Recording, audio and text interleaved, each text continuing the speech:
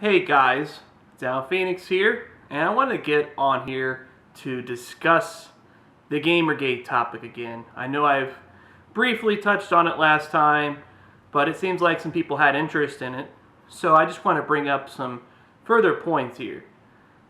First of all, for those that believe the movement is not worthwhile, because you're not seeing any change yet really, don't fret. Because we have to keep fighting the uphill battle.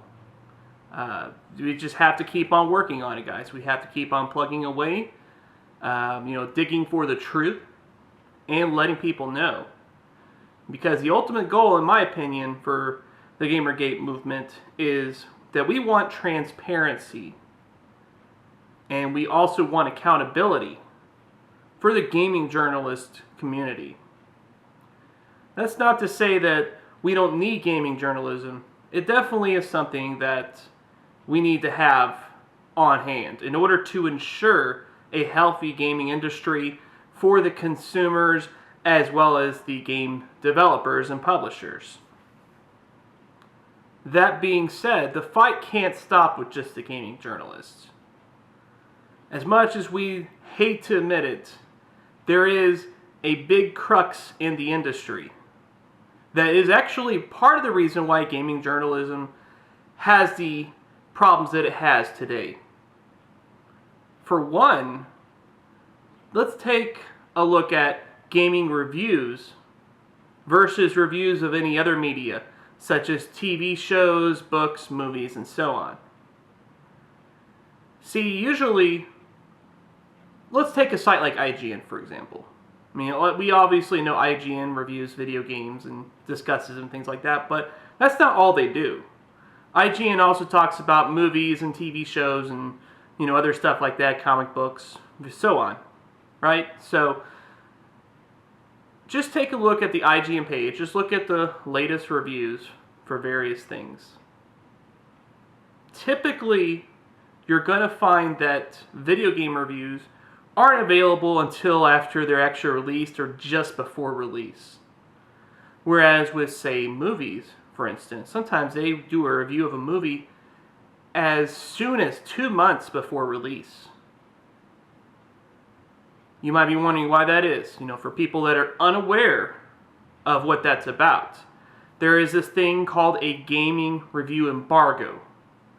Basically, in order for sites like IGN and further on down the road, smaller sites, in order for them to get continued exposure to the publisher's products and to get them early so that they will have the chance to play the game through the contents and, be able to get their reviews ready in time for release. In order to get that kind of exposure, they have to agree to not release the reviews until the publishers dictate it. That right there is a huge problem in the industry. I mean, we're talking about gigantic. Now, I do understand that some games, it simply isn't possible for them to review until release or later due to logistical, problems. Like, for instance, I believe like with the Destiny reviews, for instance. Much of the gaming press didn't even get their hands on the final copy of the game until the day before the release. So basically, they had an opportunity to, begin playing the game and, showing off live streaming and things like that of it the day before release, showing off gameplay videos. However, they weren't allowed to do the review until the day of the release. Now, Destiny, I really enjoy Destiny. I'm going to be upfront with that, okay? But it's not exactly a long game. You could easily play through that in a day if you spend enough time, because it can probably take you maybe about 12, 15 hours or so maybe to complete the story and do some other activities along the way, just to get a taste of like the Crucible and Vanguard and patrol missions and things like that, right? Get a little bit of taste of the tower. The story itself is shorter. It's probably about in the neighborhood of 9 hours or so to get through the story content. So theoretically, it is totally possible for these sites to review the game that they have released. And that would be totally fine because they didn't even have access to it until the day before. But I'm talking about games that are, gone gold and, they get printed up and things like that. There's some games coming up like one I'm looking forward to, Alien Isolation. I guarantee you that the review sites already have that game in hand. And it's possible they might have even played through the game entirely.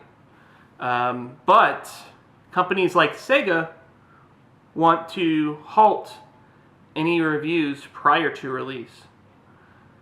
Now, that could be understandable for a game that is shitty, right? Because they don't want people to cancel their pre-orders if a bunch of sites are reviewing like games for 3 out of 10 2 weeks before release.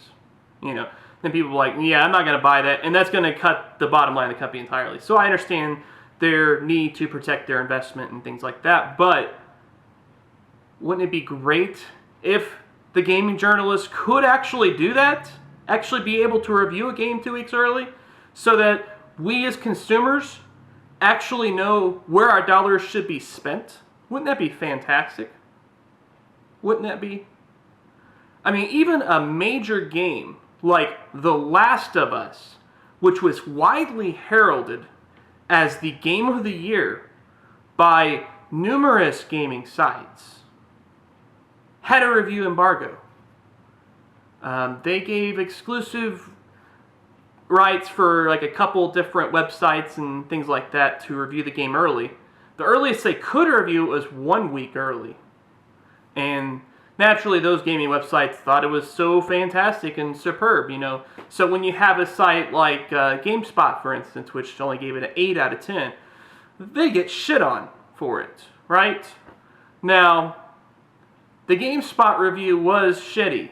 I'm not going to deny that. But they are entitled to their opinion, right? And we have to respect that. And it's actually good that there was a dissenting voice for a game like The Last of Us, because not everybody liked the game, or at least loved the game like a 10 out of 10 type material. I'm actually an example of a person that was really excited for The Last of Us, and I felt it was a little disappointing. It was still a good game, but yeah, I'm not going to get into my points on that. But the point I stand here is that gaming journalism, in order for it to have transparency, in order for it to have ethics, the gaming publishers need to also be on board. No longer can we have these backhanded deals in order to ensure that your site gets views and advertising revenue. We need to address this problem at the core. Of course, one thing we need to do is to definitely discuss with advertisers. We need to go ahead and write letters of concern to them. Let them know that we don't feel that putting their advertisement on those websites is a good value for them. And we need to demonstrate that, of course, with boycotts of sites that are implicated in the whole Gamergate scandal. We definitely don't need to stop doing that. But you guys need to continue the education. You need to continue the focus, for now, on the gaming journalism problem. However, we need to eventually climb up all the way to the gaming publishers and even the console manufacturers. Because the gaming journalism problem is always going to be a problem if they're always underhanded by the publishers. And we need to address that, guys. Not only would it be great for us consumers, but it will also ensure that they will desire to put out higher quality products if they know that they're under greater scrutiny. And that's really the ultimate goal we need to address here. I know there's some various sites that are continuing the discussion. Of course, Twitter is excellent for this. You can always just go to the hashtag Gamergate, to find tons of useful and relevant information regarding this. But there's also some online forums and things like that that aren't actually censoring the problem, which is fantastic. So you can definitely check those out as well. But I think Twitter is definitely the primary spot to start with on this movement. So, Just let me know what you guys think in the comments below. Do you think we even have a chance to get game publishers on board with this? I mean, in order for gaming journalists to actually be ethical and to actually have the power to give us, the correct information, gaming journalism needs to also find a common ground with game publishers that does not involve any kind of favoritism or backdoor deals. So let me know what you guys think in the comments below, and let's keep this discussion going. You can always follow me on Twitter at Downphoenix. And, of course, also if you want to support the Downphoenix show, you can also buy games from Green Man Gaming at the link below in the description. But till then, Downphoenix out.